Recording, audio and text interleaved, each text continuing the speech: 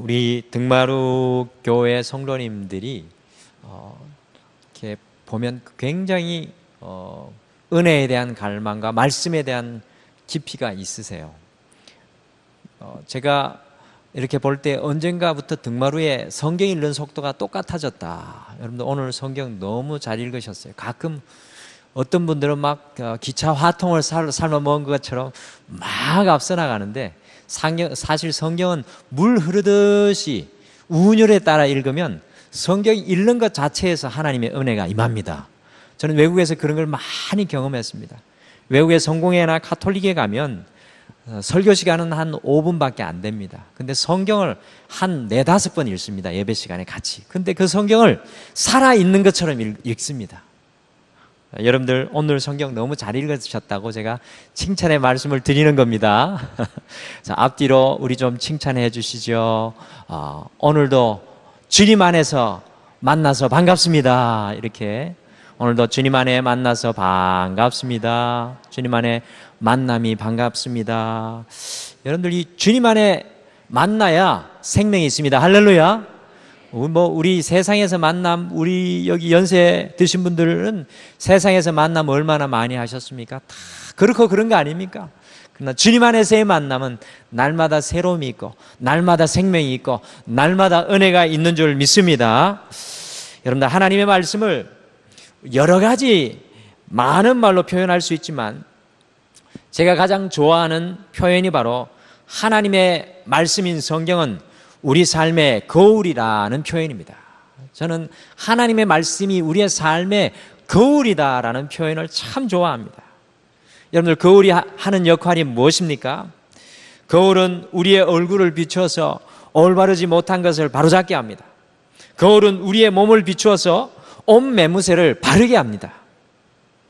아마도 우리의 삶 속에 거울이 없다면 특별히 이 여성분들께서 아주 당혹스러운 많은 일들을 겪게 되실 것입니다. 이처럼 하나님의 말씀은요, 우리의 삶의 거울이며 우리의 영혼의 거울이며 우리의 관계의 거울이며 우리 인생의 거울입니다.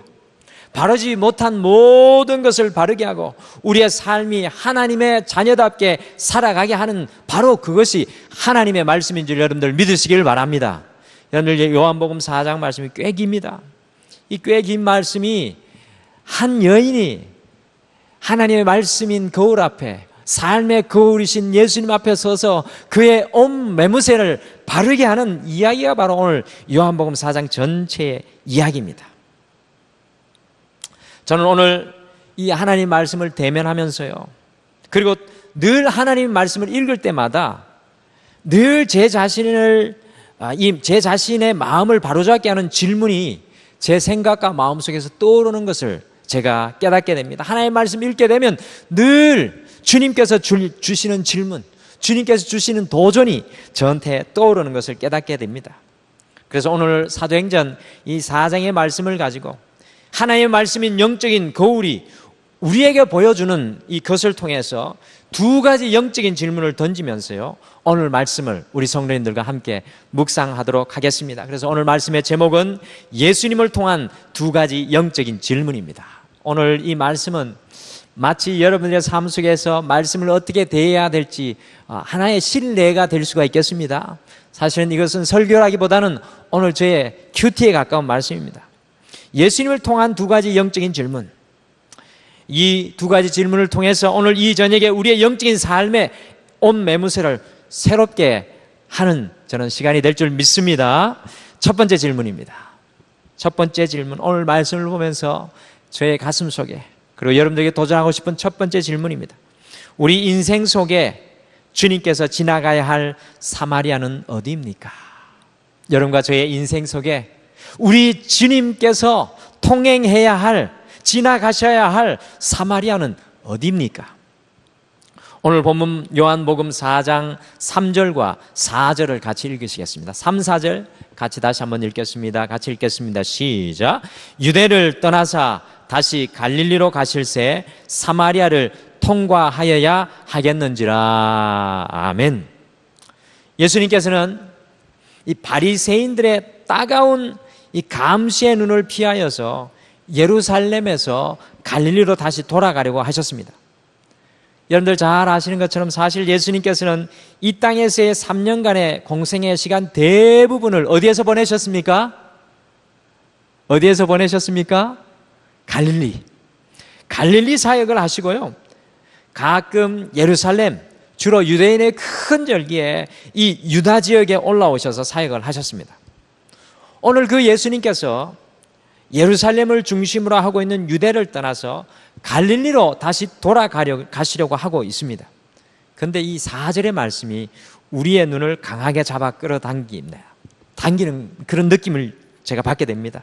여러분들 4절 말씀 다시 보시면 그 말씀을 뭐라고 이야기를 하고 있느냐 하면 사마리아를 통과하여야 하겠는지라 라는 말씀이 있습니다. 4절에는 우리 예수님께서 반드시 사마리아를 통과하여 가겠다라는 이 강력한 의지와 소원이 강하게 드러나고 있는 것을 우리 말씀을 통해서 보게 됩니다. 여러분들, 통과하다라는 말은 구약 성경부터 신약 성경까지 영어로는 theophan이라고 합니다. 신의 현현, 주님께서 임하시는 그것을 말할 때 통과하여 지나가다라는 말이 굉장히 성경에서 구약부터 신약까지 쓰이고 있습니다. 여러분들, 예수님께서 여리고를 지나가실 때 누구를 만납니까? 뽕나무에 삭개오를 만납니다. 그때도 여리고를 지나가셔야 하겠다, 통과하셔야 하겠다는 말씀이 있습니다. 여러분들, 이 통과하다는 이 말은 그냥 우리가 생각하는 이 문자적인 그런 뜻이 아니라 하나님이신 우리 예수님께서 그곳을 가셔야 한다는 그런 뜻입니다. 여러분, 지도 하나를 같이 좀 보실까요? 지도를 좀 띄워 놓으시고, 지도가 혹시 불을 좀 꺼 주실까요? 너무 희미하게 보이는데요. 이 지도가 좀 크게는 안 되죠? 크게는 안 되죠. 지도 보이십니까? 잘 안 보이시죠? 네, 아쉽네요. 요 맨 밑에 두 줄 라인 보이시죠? 빨간 두 줄 라인. 그 빨간 두 줄 라인 맨 밑에가 예루살렘입니다. 그리고 저기 위에 이렇게 팽이처럼 생긴 타원형 조그만 데가 어딘지 아십니까? 갈릴리 호수. 아시겠죠? 그래서 오늘 예수님께서 예루살렘에서 갈릴리까지 가셔야 됩니다. 근데 사마리아가 어딨냐 하면, 여러분들 저기 보라색 보이시죠? 보라색하고 이 무슨 색깔입니까? 녹색의 경계선에 보면 세모 표시 보이죠? 그 아래쪽 세모가 그리심산입니다. 그리고 그 위에 네모가 에발산이고 그 사이에 수가라는 곳이 있습니다. 바로 오늘 이 성경 본문의 사건이 일어나는 것이 그 수가라는 곳인데, 여러분들, 예수님께서 예루살렘에서 출발하셔서 갈릴리로 가는 길은 이 사마리아를 통행하면 굉장히 쉬웠습니다. 여러분들 성지순례 가보신 분들 계시죠? 예루살렘은 해수면에서 750m 고지 높은 곳에 있습니다. 그래가지고 이 예루살렘 높은 고지, 이 산지를 따라서 사마리아를 지나서 갈릴리로 가면 약 110km, 약 3일 정도면 예루살렘에서 갈릴리까지 갈 수가 있습니다.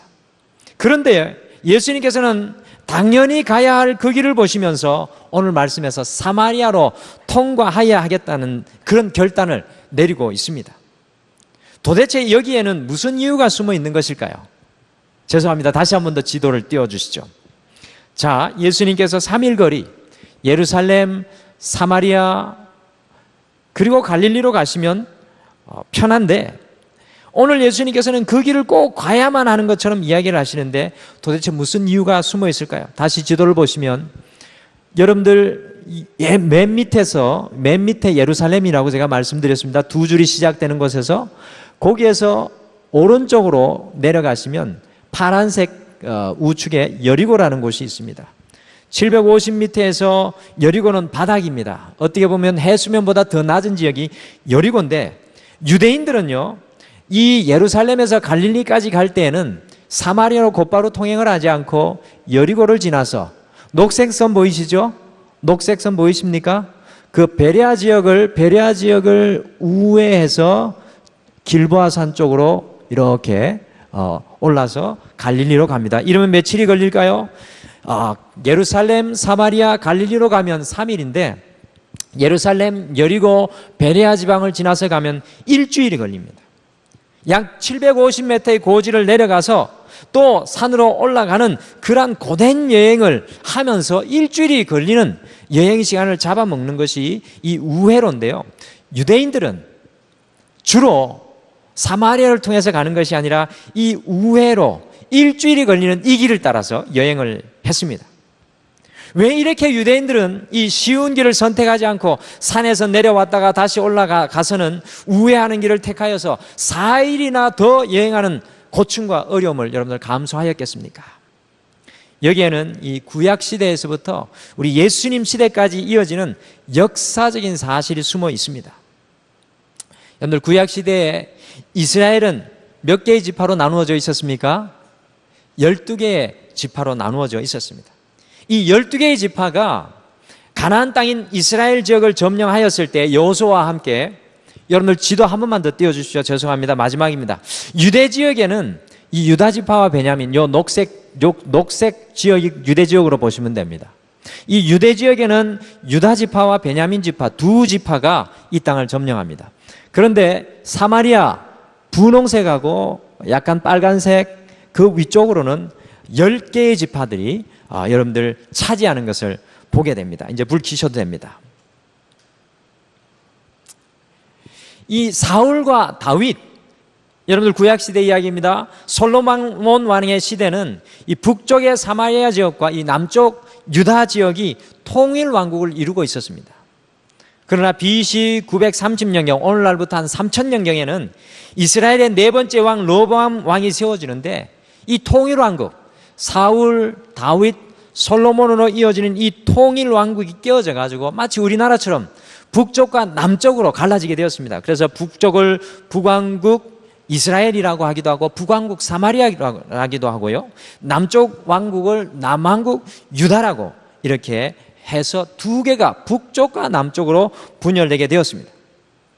처음에는 분열되었던 이 두 나라가요, 처음에는 이 솔로몬이 세웠던 그 성전에 함께 와서 예배를 같이 하였습니다. 처음에는 두 나라가 분리되어졌지만, 그러나 BC 722년경에 놀라운 일이 생기는데, 그게 무슨 일이 생기냐면 아시리아에 의해서 북왕국 이스라엘이 완전히 멸망을 당하고요, 그 사마리아 사람들이 이방인 사람들과 결혼하고 이 이스라엘의 순수 혈통 10개의 지파가 그 이스라엘의 순수 혈통 그 모든 것을 잃어버리는 안타까운 일을 당하게 됩니다.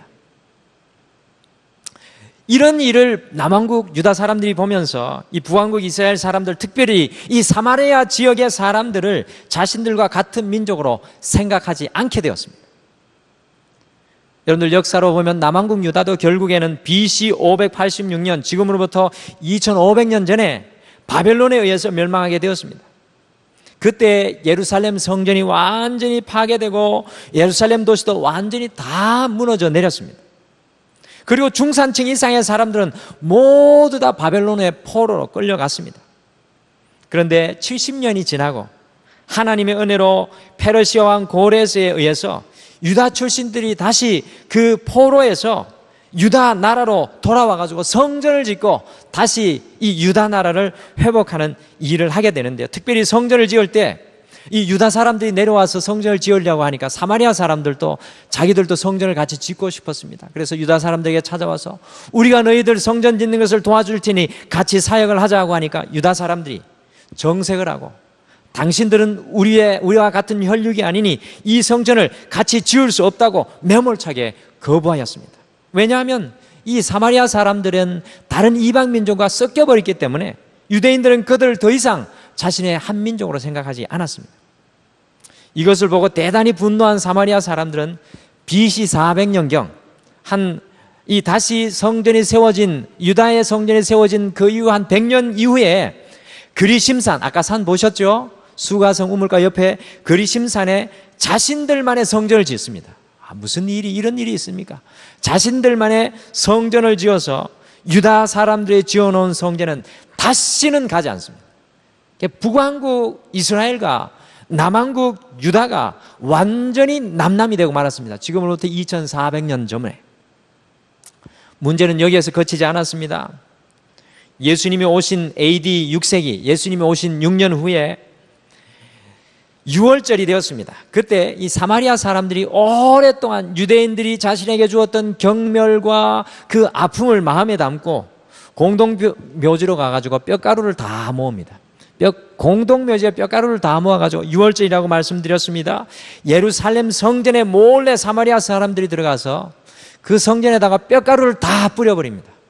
여러분들, 죽은 시체를 만지는 것만 해도 부정한데 성전에 뼈가루를 뿌렸으니 6월절이 지켜줄 수 있었겠습니까? 6월절을 지킬 수 없는 역사적인 사건이 바로 AD 6년경에 일어납니다. 여러분들, 이렇게 하니까요, 유대인과 사마리아의 관계가 온전할 수 있습니까? 아주 적대적일 수밖에 없습니다. 같은 민족임에도 불구하고 서로가 마치 물과 기름처럼 하나 될 수가 없었습니다. 유대 사람들은 특별히 사마리아인들을 얼마나 무시하고 경멸하였는지 알 수 없습니다. 그러니 당연히 유대인들은 오늘 이 아까 지도에서 보셨던 것처럼 가까운 길일지라도 예루살렘에서 갈릴리로 갈 경우에는 절대로 사마리아를 통과하지 않고 여리고로 750m나 직선거리도 아닙니다. 뺑글 돌아가서 베레아 지역으로 우회하여서 4일간이나 더 긴 여행을 하며 갈릴리로 갔던 것입니다. 오늘 성경 말씀 속에서도 9절에 보면 오늘 이 여인이 예수님께 이야기합니다. 어찌 유대인인 당신이 나 사마리아 여인에게 물을 달라 하십니까? 굉장히 도전적인 질문을 하고 있습니다.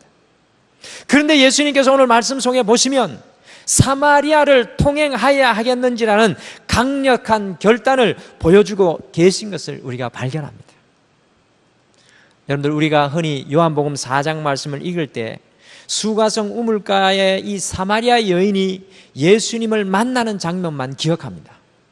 요한복음 4장 읽으실 때 이 수가성 여인 개인이 예수님을 만나는 장면만 기억합니다.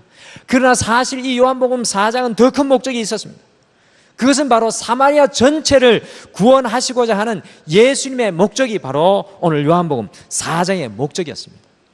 무려 1000년간의 미움과 다툼으로 이 단절되었던 그 사마리아에게 똑같이 복음을 전가하시는 예수님의 모습을 우리가 오늘 발견하는 것입니다. 그 사마리아로 결단하여 들어가시는 예수님의 모습을 오늘 성경 속에서 발견합니다. 예수님의 이 모습을 본 제자들이 얼마나 깜짝 놀랐을 것입니까? 이 성경을 읽은 유대인들은 또 얼마나 깜짝 놀라지 않을 수밖에 없었겠습니까? 우리 예수님은 적과 꿀이 흐르는 그 땅에 깨어진 관계 또한 회복하시기를 소원하시는 모습을 보게 됩니다. 그래서 이 사장이 굉장히 중요합니다. 1000년간의 미움과 반목을 넘어서서 회복의 은혜, 구원의 은혜를 전하시는 예수님의 모습 속에 진정한 그리스도인의 모습을 우리가 발견하게 됩니다. 말씀을 이렇게만 전하면 성경 공부에 지나지 않겠죠. 그래서 질문이 중요합니다. 저는 오늘 이 말씀을 묵상하며 여러분과 저에게 하나의 질문을 던지기를 소원합니다. 과연 우리의 인생 속에서 우리 주님께서 지나가셔야 할 사마리아는 어디입니까? 여러분들, 이것이 중요합니다.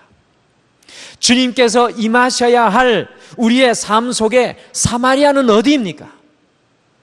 우리의 가정의 사마리아는 어디이며, 우리 교회의 사마리아는 어디이며, 우리 직장의 사마리아는 어디이며, 우리 사업의 사마리아는 어디입니까? 주님께서 지나가셔야 할 사마리아가 어디이냐, 이런 말씀입니다. 주님께서 오늘 우리에게 말씀하십니다. 2000년 전의 말씀이 아닙니다. 주님께서 오늘 우리에게 하시는 말씀입니다. 사마리아로 통행하여야 하겠는지라. 주님께서 우리의 삶 속에 지나가셔야 할, 통과하셔야 할, 우리 주님께서 우리의 삶 속에 현현하셔야 할 사마리아는 과연 어디입니까? 여러분들은 그것을 알고 계십니까? 주님이 어디를 지나가기를 소원하십니까? 이 질문의 해답은 제가 가지고 있지 않겠죠? 우리 성도님들이 남아있는 한 3일을 살아가시면서 주님께서 지나가셔야 할 사마리아가 어디입니까? 두 번째 질문입니다. 주님께서는 사마리아의 복음을 위해서 가장 영향력 있는 한 사람을 만나지 않으시고 왜 한 여인을 만나고 계시는 것입니까? 자, 오늘 말씀을 보시면 제가 요한복음 4장의 목적을 말씀드렸습니다. 요한복음 4장 전체는 사마리아를 복음화시키려고 하시는 예수님의 움직임이십니다. 이것이 바로 요한복음 4장을 제대로 보는 것인데, 그런데 제가 이런 눈으로 이 말씀을 보니까 주님, 그런데 왜 도대체 가장 영향력 있는 사람을 만나지 않으시고 오늘 보시니까 한 여인을 만나고 계시네요. 왜 그렇게 하고 계시는 것입니까? 라는 질문이 제 가슴 속에 떠올랐습니다. 여러분들, 거의 2000년 동안 사실 많은 설교가들이 오늘 말씀 속에 나오는 사마리아 여인을, 남편을 5이나 둔 행실이 올바르지 않은 여자로 낙인 찍어서 설교하여 왔던 것이 사실입니다. 오늘 요한복음 4장에 나오는 이 사마리아 여인은 우리가 흔히 사회학에서 말하는 낙인 이론에 낙인이 찍혀서 많은 설교가들이 이 여인에 대해서 부정한 여인이다라고 이야기합니다. 그래서 이 말씀을 대하는 많은 성도님들께서 이 사마리아 여인을 부정한 여인이라는 선입관을 가지고 이 말씀을 읽으실 때가 많으신 것을 제가 발견을 합니다. 근데 저는 오늘 말씀 속에 나오는 억울하게 누명을 쓴 이 사마리아 여인의 억울함을 좀 풀어주는 역할을 오늘 말씀 속에서 해야 되겠다라고 생각했습니다. 이 여인이 갑자기 억울함이 제 마음속에도 느껴지는 거예요. 2000년은 아니겠지만 수많은 시간 동안 이 여인은 부정한 여인이라고 이 성경을 대하는 사람들이 생각했다고 생각하니 다시 한 번 더 이 여인을 조명해 봐야 되겠다라는 그런 생각이 됩니다. 우리가 지금으로부터 2000년 전의 세상을 생각하실 때에는요, 지금의 세상과 같은 세상으로 간주하시면 안 됩니다. 지금으로부터 2000년 전의 세상은 여성분들에게는 정말로 죄송하지만 다분히 남성 중심의 세상이었습니다. 여러분들, 그래서 사실은 우리 지금 한글 성경에는 남 여성을 골고루 해서 놓아놨지만 여러분들 성경 원어에 보면 모든 예를 들거나 모든 이야기를 할 때는 남성만 나옵니다. 그 사람이 여성이 아닌 경우에는 다 남성, 성이 남성입니다. 이렇게 남성 중심의 세상에 살았던 여인이 여러분들 어떻게 자기 마음대로 남편을 5이나 바꾸며 사는 문란한 삶을 살 수가 있었겠습니까? 그렇게 살다가는 당장 돌에 맞아서 죽을 수밖에 없는 것이 바로 2000년 전의 세상입니다. 여러분들, 아프가니스탄이나 오늘날에도 이 이슬람 문화권에 사는 여인들은요, 자기 마음대로만 결혼해도 부모가 점주해 지은 그 약속된 사람과 결혼하지 않는 것으로만 해도 돌에 맞아 죽습니다. 이 사마리아 여인이 살았던 시대에 이혼을 할 수 있는 주체는 바로 남자였습니다. 당연히 남성 중심의 사회인이 그랬습니다. 이혼을 당한 이 여인이 오히려 사회적인 약자였습니다. 사회적인 약자인 이 여자는 자신의 마음대로 이혼할 수 있는 힘이 없었습니다. 유대 사회에서의 이혼은 오로지 남성의 결정이었습니다. 여러분들, 그것에 대한 증거가 마태복음 19장에 나옵니다. 성경에 많이 나오는데 시간 관계상 다 못 찾아보고 마태복음 19장 3절에서 9절 성경을 같이 찾아보시죠. 마태복음 19장 3절에서 9절입니다. 우리 다 찾으셔서 한 목소리로 저와 함께 읽어보시죠. 마태복음 19장 3절에서 9절 말씀입니다. 마태복음 19장 3절에서 9절 말씀입니다. 마태복음 19장 3절에서 9절 말씀 다 찾으셨죠? 다 찾으시면 아멘 하시기 바랍니다. 네, 우리 3절에서 9절 같이 읽겠습니다. 시작. 바리새인들이 예수께 나와 그를 시험하여 이르되 사람이 어떤 이유가 있으면 그 아내를 버리는 것이 옳으니까? 예수께서 대답하여 이르시되 사람을 지으시니가 본래 그들을 남자와 여자로 지으시고 말씀하시기를 그러므로 사람이 그 부모를 떠나서 아내에게 합하여 그 둘이 한 몸이 될지라 하신 것을 읽지 못하였느냐? 그런즉 이제 둘이 아니요 한 몸이니 그러므로 하나님이 짝지어 주신 것을 사람이 나누지 못할지니라 하시니 여짜오되 그러면 어찌하여 모세는 이혼 정서를 주어서 버리라 명하였나이까? 예수께서 이르시되 모세가 너희 마음의 완악함 때문에 아내 버림을 허락하였거니와 본래는 그렇지 아니하니라. 내가 너에게 말하노니 누구든지 음행한 이유 외에 아내를 버리고 다른 데 장가드는 자는 간음함이니라. 아멘. 여러분들 특별히 9절 마지막 절 말씀, 예수님 말씀 주목하십시오. 누구든지 음행한 이유 외에 아내를 버리고 장가드는 자는 간음함이니라. 여러분들 예수님께서 왜 이렇게 말씀하셨겠습니까? 그 이유는 예수님 당시에 특별한 이유가 없더라도 남성들이 자유로이 아내를 버리는 일이 많이 일어났다는 것을 우리 주님께서 꼬집으면서 질타하시면서 말씀하시는 것입니다. 당대의 최고의 율법학자로 존경받던 이 유대인 랍비 힐렐의 이혼 규정이 우리를 깜짝 놀라게 합니다. 예수님보다 약 한 70년 전에 살았던 사람입니다. 그 사람이 뭐라고 말했냐면요, 만약 당신의 아내가 집을 너무 더럽게 하거나 요리도 하지 않고 설거지도 하지 않고 당신이 집에 들어왔을 때 밝게 웃지 않거나 다른 여성이 아내보다 더 좋아 보이면 이혼 정서를 쓸 수 있다. 오늘날은 이게 바뀌었죠? 네. 여러분들 근데 정말로 충격적이지 않습니까? 죽을 죄를 지은 것도 아니고 성실하지 못한 것도 아닌데 단지 남자의 기분에 따라서 헌식 친짝처럼 버림받을 수 있는 것이 당시 예수님의 여인들의 삶이었습니다. 여러분들 그런 시대에 살았던 이 여인이 과연 문란하게 살았던 여자라고 말할 수 있겠습니까? 저는 불가능하다고 생각합니다. 오히려 이 여인은 무슨 이유에서인지 정확히는 알 수 없으나 남성 중심 사회에서 5명의 남자에게 버림받고 짓밟힌 가련한 여인이었다고 해야 저는 옳다고 생각이 됩니다. 남편들에게 쫓겨났던 이유가 제 생각인 그렇습니다. 아마도 아들을 낳지 못해서 그렇지 않을까 생각합니다. 이 여인 역시도 자신의 아들이 없으면 미래가 없으니 어쩔 수 없이 다시 결혼할 수밖에 없었을 것이라고 생각합니다. 5번이나 다른 남자들이 아내로 맞이하였다는 것은 아마 이 여자는 외모적으로 아마 아주 아름다웠던 여인이 아니었을까, 또 그런 생각도 하게 됩니다. 성도 여러분, 이런 삶을 살았던 이 여인의 마음이 어떠하였겠습니까? 이런 삶을 살았던 이 여인의 마음이 어떠하였겠습니까? 그 여인의 아픈 마음이 오늘 성경 말씀에 그대로 묻어나고 있습니다. 저는 사도 요한이 참 대단하다고 생각합니다. 어떻게 이렇게 상황에 맞추어 잘 기록했을까? 정오의 태양이 공기 중에 물 분자를 하나도 허락하지 않을 기세로 무섭게 내리쬐고 있는 시간, 사방을 두리번거리면서 물을 기르러 온 한 여인이 오늘 말씀에 등장하고 있습니다. 여러분들 대부분의 여인들은 따가운 햇살을 피해 이른 아침에 물을 기르러 나왔지만 오늘 이 여인은 해가 중천에 떠 있는 정오에 물을 기르러 왔습니다.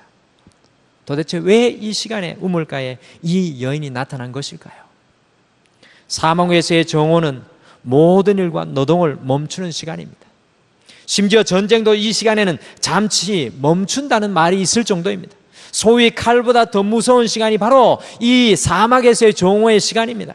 그런데 이 여인에게 칼보다, 태양보다 더 강한 것이 있었는데 그것이 바로 사람들의 눈총과 말이었습니다.